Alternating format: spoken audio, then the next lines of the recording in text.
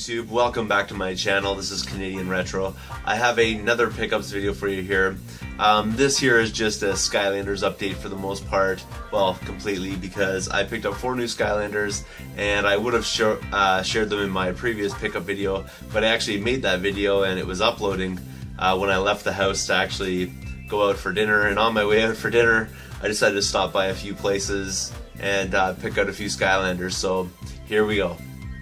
I stopped in at a few different places. The Walmart was essentially cleared out. It had nothing in it, and I don't particularly like shopping at Walmart to begin with. I did check out a couple other places as well, and one of them was the Costco nearby because a friend of mine informed me to go there because there was a couple of Skylanders. She knows my list, and she said there was a couple there that I didn't have already, so I went there and picked them up. And then I also stopped by a Best Buy, which had a couple more Skylanders that I picked up. So I'll start with the Best Buy ones, and then I'll move back to the first ones that I picked up. So the first one that I wanted to show you here was Anchors Away Gill Grunt. And this one here is kind of interesting because he also comes in a 3-pack, but I had the other 2 from the 3-pack. Kind of wish I didn't because I have them all single, and it's much more economical to buy a 3-pack, but of course hindsight's 2020, so I didn't have much of a choice in the matter. I didn't want to buy the 3-pack just to get this guy, and I had only seen the 3-pack out there, and so finally I found him just on his own, which is really great. So that's Anchors Away Gill Grunt. Pretty cool. I don't know, it looks more heavy duty, I think, than the original Gill Grunt, that's for sure. Just the giant sized weapon and stuff on them, and they're sort of doing that with the figurines. They're making the things that they have all the more impressive looking, that kind of idea. The next one I picked up at the same stop, and it's one that I already have. I don't even know if she's going to appear any differently in the game than this. I think it might just be a paint job, but we'll have to see. But when I saw it, I couldn't let it go, kind of thing. And it's Heavy Duty Sprocket, but she has this this tint on her that's a little bit different, like she's silver, and then there's this sort of a green tank kind of style. And I'll actually grab Heavy Duty Sprocket, the original one, so you can see that for comparison.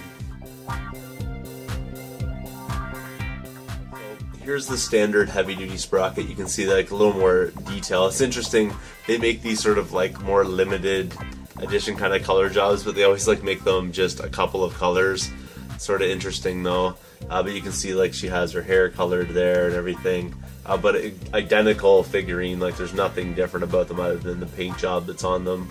The other part to that is the reason why I think that it's not going to appear any different in the game, or she's not going to appear any different in the game, is that you can see it just says Heavy Duty Sprocket there, Heavy Duty Sprocket there. There's no real difference between them, and also the card in behind her is identical to the one that's here, so there's really nothing different, I think, about those two, but still a cool paint job for sure. I do like the green tank, that's kind of cool, so I decided to pick her up.